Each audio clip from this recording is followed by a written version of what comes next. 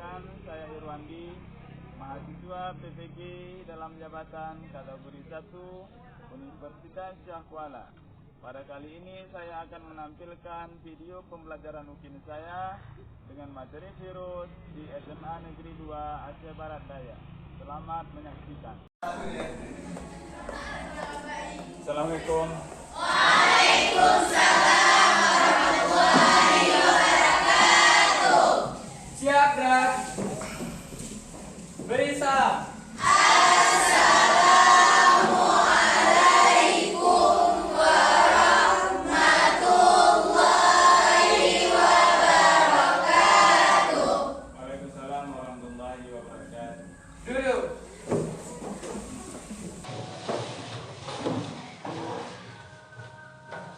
Baiklah, untuk memulai pelajaran kita hari ini, mari sama-sama kita dulu berdoa supaya apa yang kita pelajari menjadi berkah bagi kita dalam kehidupan sehari-hari. Ketua kelas, tolong pimpin kawannya untuk kita berdoa secara bersama-sama. Berdoa dimulai.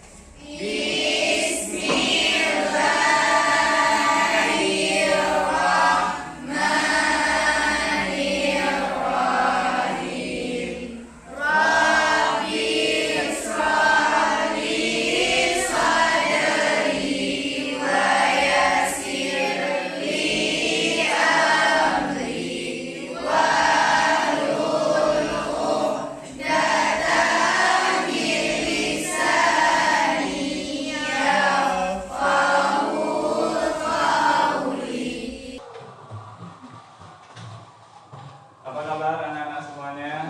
Baik. Alhamdulillah kita masih bisa diberikan kesehatan. Memulai pelajaran kita, Bapak akan mengecek dulu kehadiran kita semuanya. Mungkin ada di antara kita yang tidak hadir, ya kan? Sudah? Kita absen dulu. Atau bisa kalian sebutkan saja, mungkin ada kawan yang nggak datang atau memang hadir semuanya. Hadir semua. Alhamdulillah, walaupun cuacanya mendung seperti ini, kita masih bisa hadir semuanya. Sudah siap semuanya untuk belajar hari ini? Siap. Jadi untuk mengawali pembelajaran hari ini, Bapak akan mengulang sedikit tentang materi sebelumnya. Siapa yang masih ingat materi sebelumnya? Ya, Nadila Syarki. Keanekaragaman hayati. Rizna. Tentang apa Rizna? Keanekaragaman hayati. Iya, keanekaragaman hayati. Kalau materi sebelumnya tentang keanekaragaman hayati, pada hari ini kita akan belajar tentang virus seperti yang sudah Bapak sampaikan minggu yang lalu. Nah, sekarang Bapak bagikan soal pretestnya.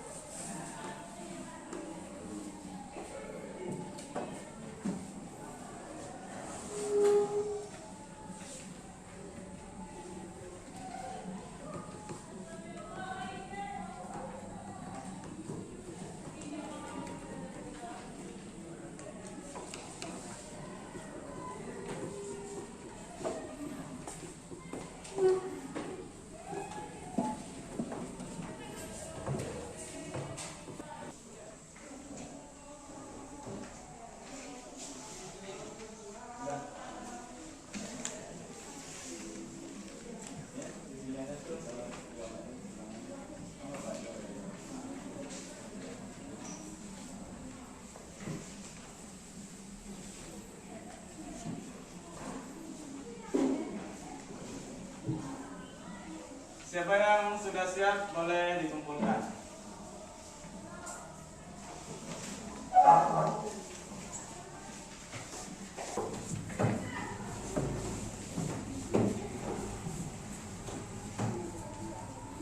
Sudah semua? Pada tahun 2019 kita digemparkan dengan sebuah wabah yang terjadi secara global. Apa itu? Apa? COVID-19 ataupun COVID-19. Untuk mengurangi dan minimalisir penyebaran COVID-19.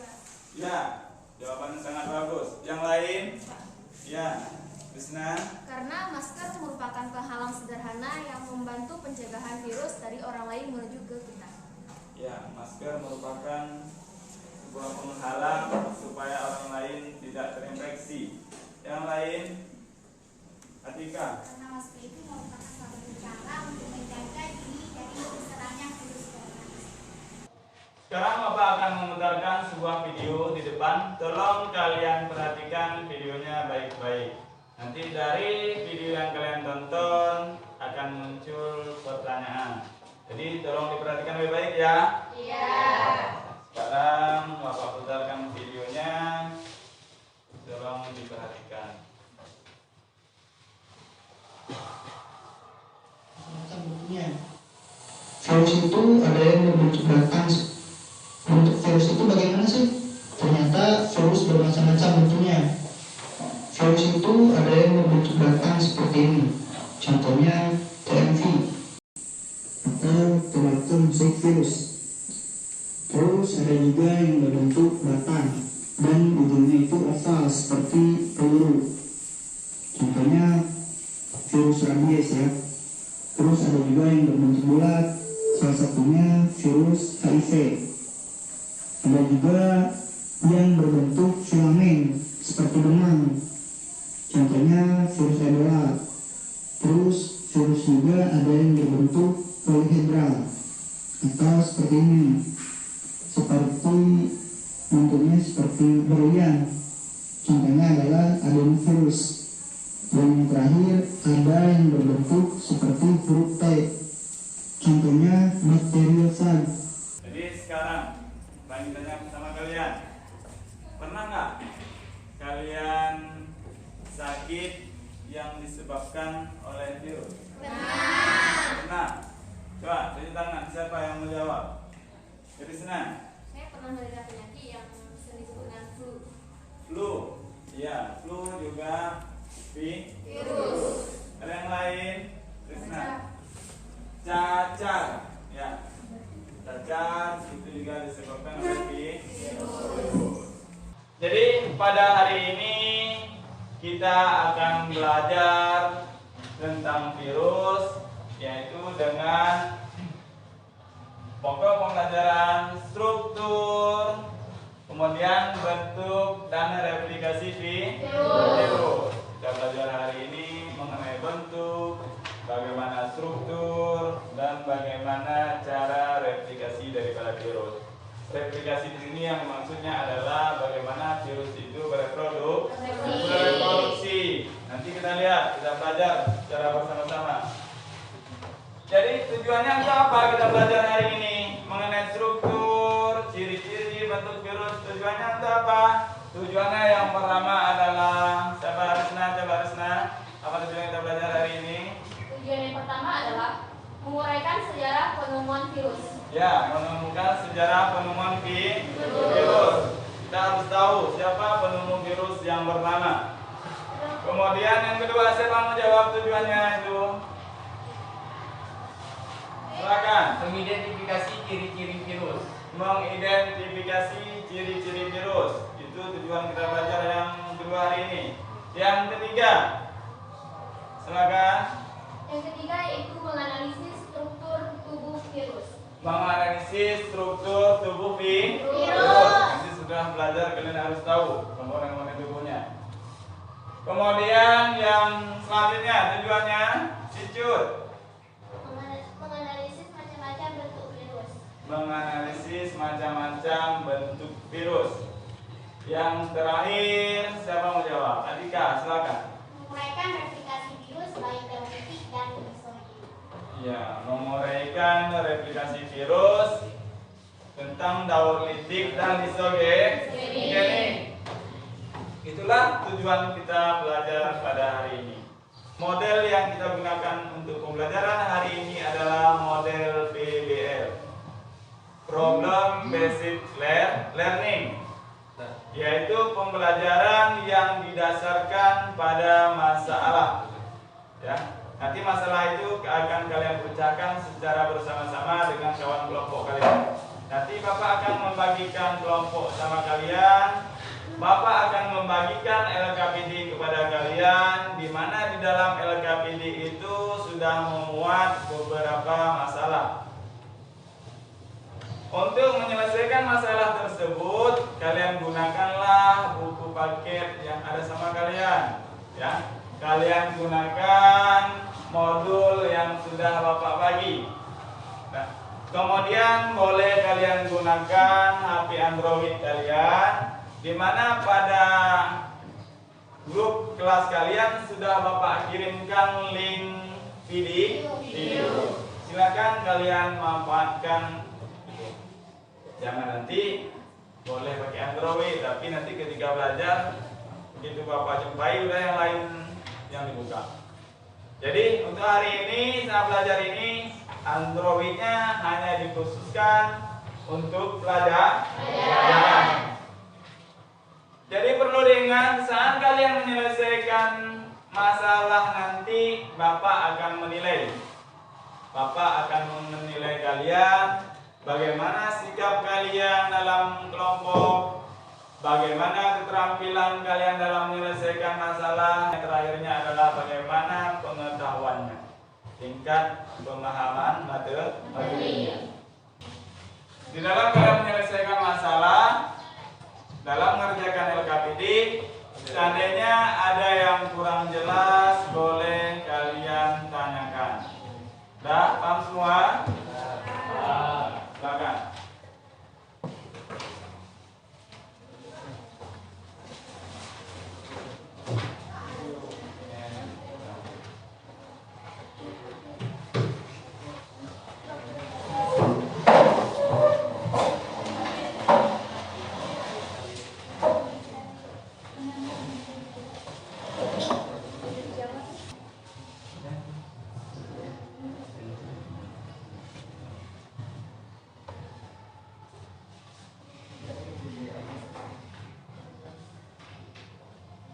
Ini Mitra ada kendala? Silakan dikerjakan.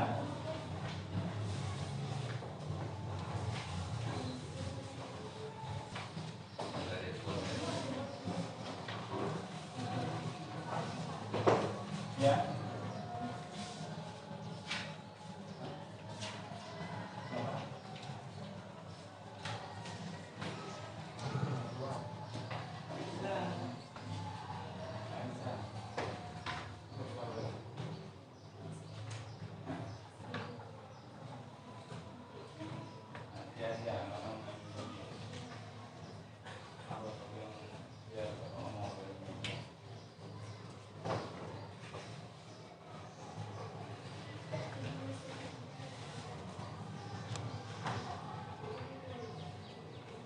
Ada kendala?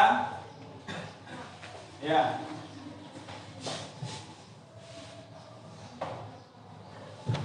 Ini dikerjakan. Nah, ini kan ada strukturnya apa saja. Lengkapi aja gambarnya, kan ada muncul kolom-kolom di sini. Kalian tulis di sini keterangannya apa yang ditunjukkan pada tanda panah ini. Jika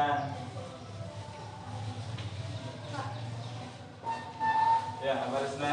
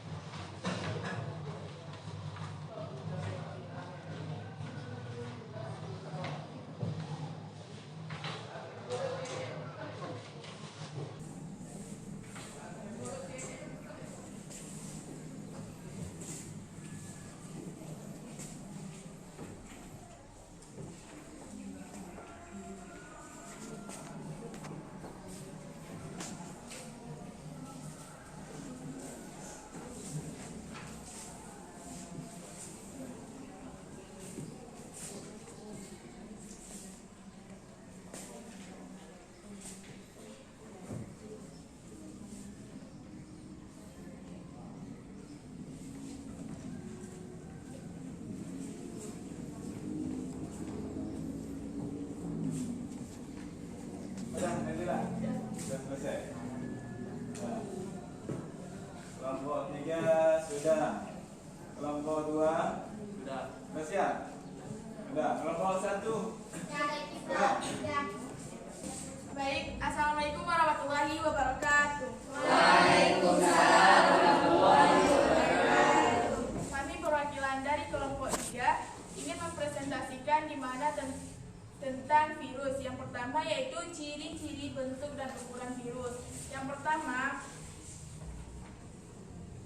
hanya dapat hidup dan memperbanyak diri dalam sel hidup atau organisme lain. Nah, virus ini merupakan sel parasit. Yang kedua, dapat dikristalkan, tetapi virus masih memiliki patogen apabila diinfeksi ke organisme hidup. Yang ketiga, memerlukan asam nukleat untuk berproduksi. Selanjutnya, bentuk virus yang pertama ada bentuk batang, bentuk bulat, bentuk filamen, bentuk polihedral, dan bentuk seperti huruf T. Selanjutnya, bentuk virus yaitu dibentuk oleh sebuah partikel yang disebut viroin yang mengandung DNA atau RNA saja, bersifat aseluler dan tidak memiliki organel sel. Yang selanjutnya bersifat kosmopolit dan ukuran virus berkisar dari 20 sampai 300 nm. Dan yang terakhir yaitu mempunyai pembungkus atau selubung kapsid yang tersusun oleh protein. Nah, selanjutnya akan dibacakan oleh rekan kami yaitu Rifa Mengsara. Yang kedua, apa saja struktur tubuh virus? Struktur tubuh virus terdiri dari yang pertama asam nukleat, yang kedua kapsid, dan yang ketiga leher, dan yang terakhir ekor.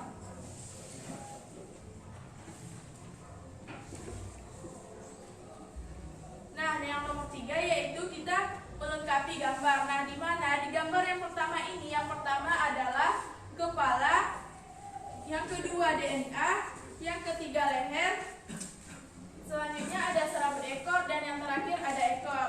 Nah, pada gambar yang kedua bisa kita lihat yang pertama yaitu selubung lipid, yang kedua RNA virus, enzim, dan selubung protein.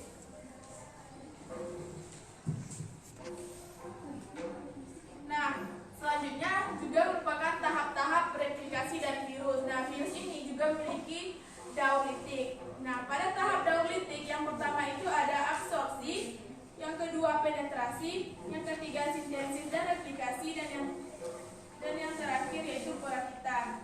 Nah, pada daur lisogenik yang pertama ada absorpsi, yang kedua penetrasi, selanjutnya yaitu ada penggabungan, pembelahan, dan sintesis. Nah, perbedaan dari daur litik dan siklus lisogenik yaitu pembedaan yang pertama yaitu ada arti. Nah, pada daur litik siklus replikasi virus di mana inang akan mengalami lisis atau mati pada akhir siklusnya. Nah, sedangkan pada daur lisogenik yang siklus replikasi virus di mana sel inang mengalami kematian pada akhir siklusnya karena inang mengalami virulen. Yang kedua, kondisi awal inang. Pada daur litik non virulen, sedangkan pada daur lisogenik virulen.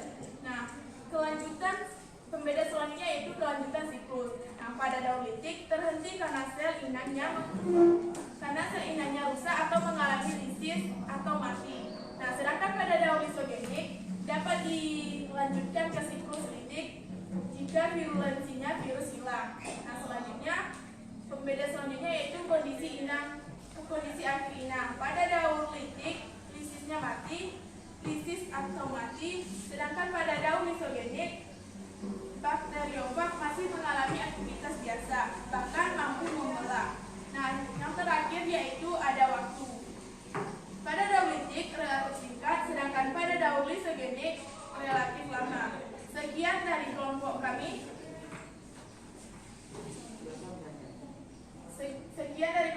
Assalamualaikum warahmatullahi wabarakatuh. Waalaikumsalam warahmatullahi wabarakatuh. Berikan tanda sebelum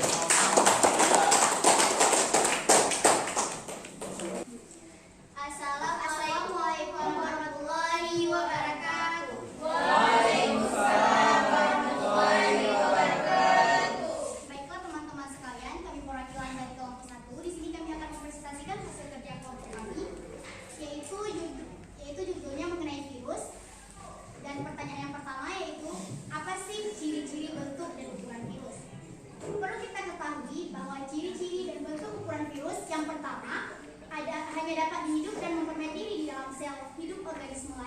dan maupun sel inang. Dan selain itu dapat dikristalkan tapi virus memiliki patogen apabila diinfeksi ke organisme hidup dan memerlukan asam nukleat untuk bereproduksi.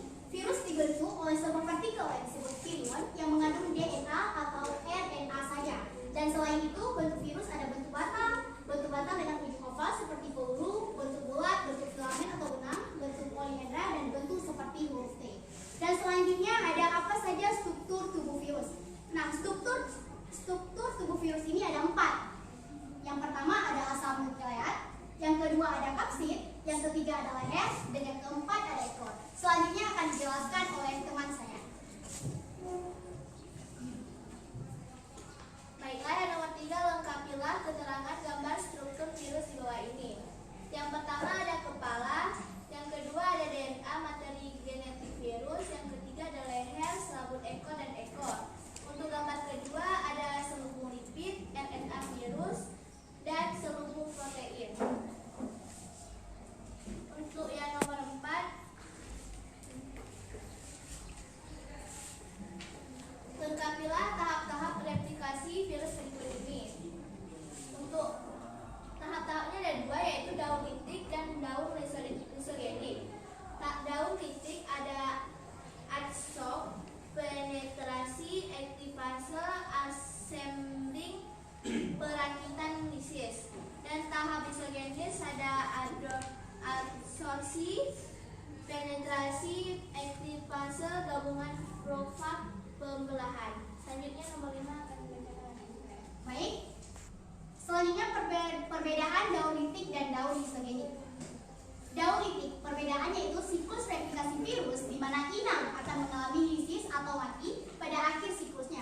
Sedangkan daun lisogenik siklus replikasi virus di mana sel inang mengalami kematian pada akhirnya siklusnya karena inang mengalami virulen. Seperti yang dijelaskan oleh kelompok ketiga tadi. Dan yang selanjutnya kondisi awal inang bakteriofagen. Nah, di mana di daun litik ini terdapat non-virulen, dan sedangkan di daun lisogenik ada virulen. Dan pembeda jumlah tahapannya yaitu di daun litik ada absorpsi, penetrasi, eklipase, assembly, perkiatan, dan lisis. Sedangkan di daun lisogenik ada absorpsi, penetrasi, eklipase, gabungan, profag, dan pembelahan. Selanjutnya kelanjutan siklusnya. Nah, di mana di daun litik ini kelanjutan siklusnya yaitu terhenti karena sel inangnya rusak, mengalami lisis atau mati. Sedangkan di daun lisogenik kelanjutan siklusnya itu dapat dilanjutkan ke siklus litik jika virulensi virus tersebut hilang. Yang terakhir ada kondisi akhir inang. Nah, di mana kondisi akhir inang di daun litik ini adalah lisis ataupun mati, sedangkan di daun lisogenik ini bakteriofagen masih menjalankan aktivitas biasa, bahkan mampu membelah. Dan untuk waktunya di daun litik ini relatif singkat, sedangkan di daun lisogenik ini relatif lama. Oke, sekian dari kelompok kami. Kami akhiri. Assalamualaikum warahmatullahi wabarakatuh. Waalaikumsalam warahmatullahi wabarakatuh. Assalamualaikum warahmatullahi wabarakatuh. Waalaikumsalam warahmatullahi wabarakatuh. Perkenalkan, saya Bangsawan Krisna dan saya Tiara Anika. Kami merupakan perwakilan dari kelompok 4 ingin mempresentasikan hasil kerja kelompok kami mengenai virus. Nah, yang pertama tuh ada soal ciri bentuk daur virus. Yang pertama, virus hanya dapat hidup dan mempertahankan diri dalam sel hidup. Yang kedua, virus hanya dapat bereproduksi apabila berada dalam sel hidup. Virus dibentuk oleh sebuah partikel yang disebut prion yang mengandung DNA RNA saja. Virus berukuran 20-300 nanometer dan virus dapat dikristalkan. Bentuk untuk tubuh virus itu ada batang, peluru, bola, filamen, polihedral, dan huruf T. Selanjutnya akan dibacakan oleh teman kita. Adapun pertanyaan kedua ialah apa saja struktur tubuh dari virus? Struktur tubuh dari virus yang pertama ada kepala. Nah, bagian dalam kepala ini berisi asam nukleat. Struktur kedua ada leher, bagian yang menghubungkan kepala dan ekor. Struktur ketiga ada ekor. Nah, pada bagian ekor ini berfungsi untuk menempel pada sel inang. Dan yang terakhir ada serabut ekor. Yang kelima ada kondisi akhir inang. Kondisi akhir inang pada daur litik yaitu lisis atau mati, sedangkan pada daur lisogenik bakteriofag masih menjalankan aktivitas biasa, bahkan mampu untuk membelah. Yang terakhir adalah kelanjutan siklus. Pada daur litik, kelanjutannya terhenti karena sel inangnya rusak atau malingnya lisis atau mati, sedangkan daur lisogenik dapat dilanjutkan ke siklus litik jika virulensinya virus hilang. Sekian presentasi dari kelompok 4. Kami akhiri dengan ucapan Assalamualaikum warahmatullahi wabarakatuh.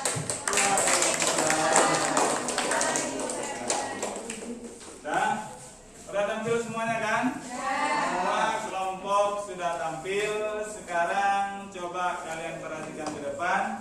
Bapak akan menyampaikan sedikit materi ataupun pendalaman materi tentang pelajaran kita hari ini.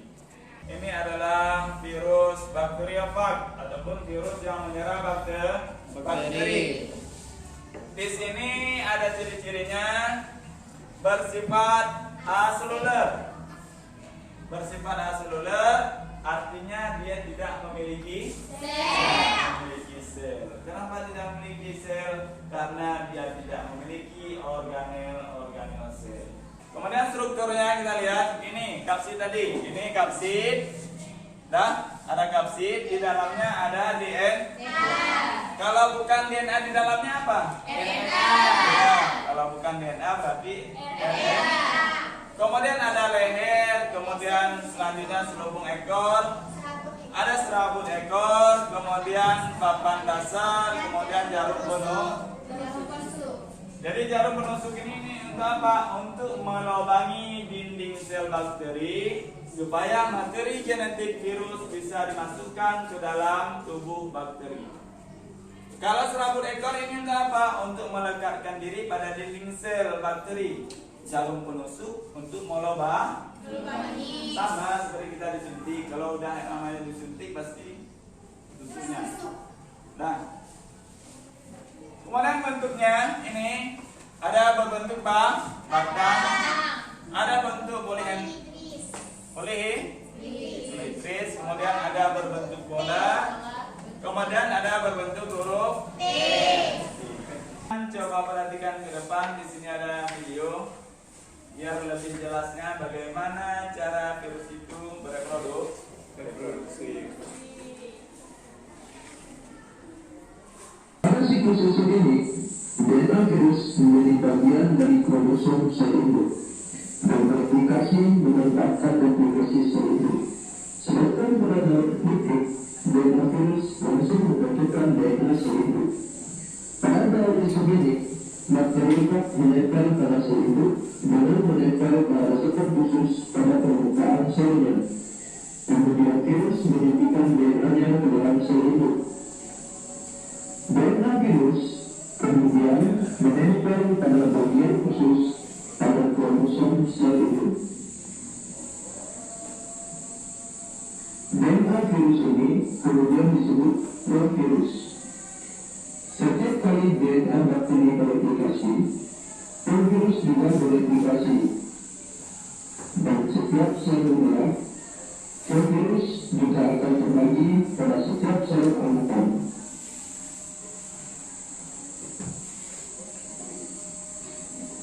Setiap saat, provirus bisa meninggalkan kromosom sel induk dan memasuki siklus litik. Saat hal terjadi, seluruh DNA sel akan hancur dan bagian-bagian virus baru mulai terbentuk dan tersusun. Setelah itu, sel induk akan pecah dan melepaskan virus-virus baru. Pada daur litik, virus mengambil alih seluruh aktivitas metabolisme pada sel, bereplikasi, dan menghancurkan sel induk. Bakteriofag mengenali dan menempel pada reseptor khusus pada permukaan sel induk. Virus kemudian menyuntikkan DNA-nya ke dalam sel induk. Di dalam sel induk, DNA virus menghancurkan seluruh DNA sel induk. Virus kemudian mengambil alih seluruh aktivitas metabolisme sel induk untuk bereplikasi. Memanfaatkan material dalam sel, DNA virus membentuk bagian-bagian tubuh virus. Setelah terbentuk, bagian-bagian tubuh virus tersebut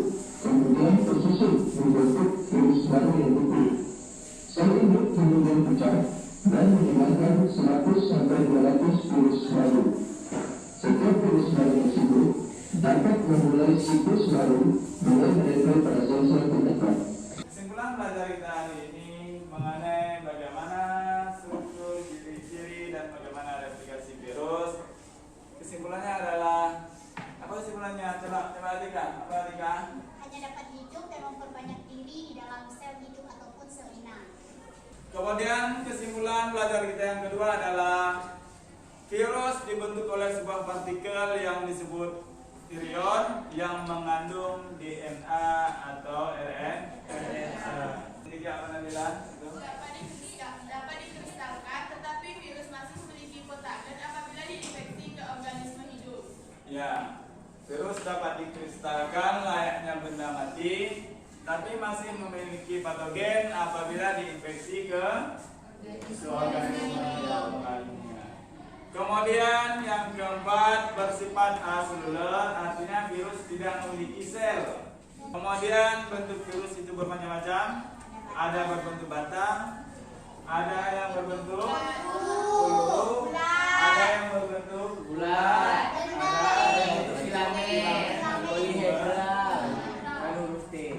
kemudian yang terakhir kesimpulannya adalah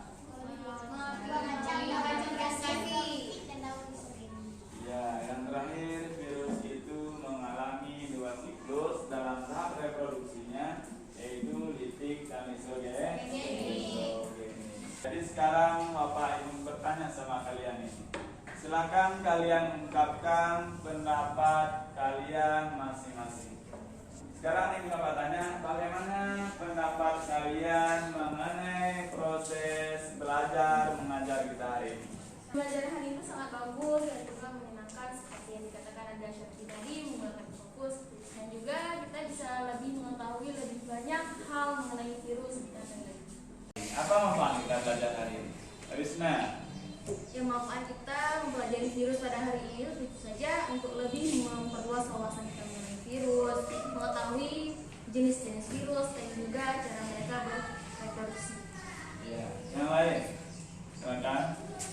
Atika, silakan Atika. Yang dijelaskan oleh Bang Solatisa tadi, yang pertama dengan kita belajar mengenai virus, kita bisa menambah wawasan kita, mengetahui bagaimana perkembangan virus tersebut, ciri-ciri bentuknya bagaimana. Nah, dengan itu kita tidak salah informasi mengenai virus tersebut. Apabila dibilang salah. Iya. Udah. Sekarang Bapak bagikan soalnya ya. Silakan kalian jawab soalnya masing-masing.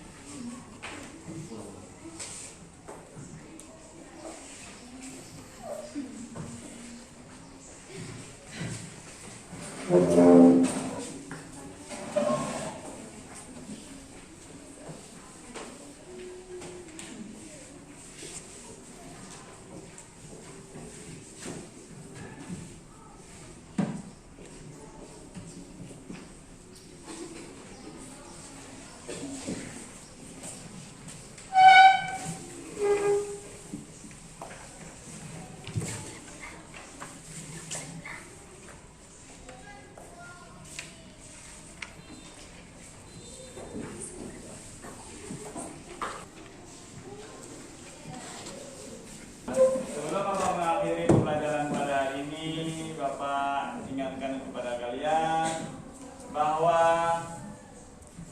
pada minggu depan kita akan mempelajari tentang materi yang baru, masih tentang virus, yaitu bagaimana peranan virus dalam kehidupan.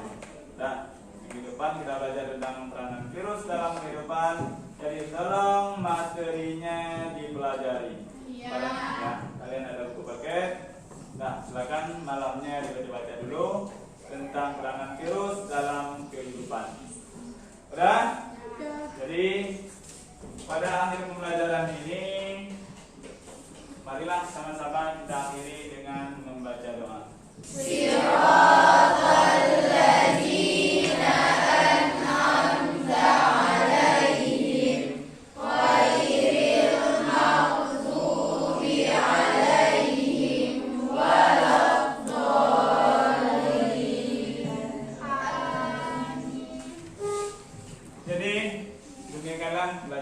hari ini Bapak akhiri. Assalamualaikum warahmatullahi wabarakatuh. Waalaikumsalam.